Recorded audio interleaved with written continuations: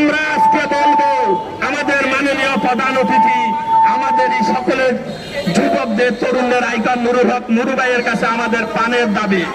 আমরা দ্বিতীয় রাজস্ব আদায়কারী প্রতিষ্ঠান সাব রেজিস্ট্রি অফিসে সবচেয়ে গুরুত্বপূর্ণ স্থায়ী রেকর্ড ভলিউমটি লিপিবদ্ধ করি, কিন্তু দুর্ভাগ্য স্থায়ী রেকর্ড লিপিবদ্ধ করে আমরা এখনো অস্থায়ী রয়ে গেছি।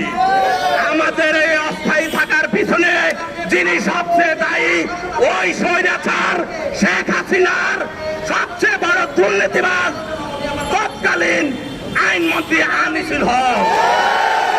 দুর্নীতিবাজদের কি দিয়ে বাঁধা হয়? রশি দিয়ে বাঁধা হয়। আপনারা কি দেখছেন আনিসুল হককে রশি দিয়ে বাঁধছে? ইনশাআল্লাহ নুরু ভাইয়া জাগ্রত থাকলে রশি নয়, এই আনিসুল হকের হাতের রশি গলায় দিয়ে পাশের মঞ্চেও দাঁড়াবে।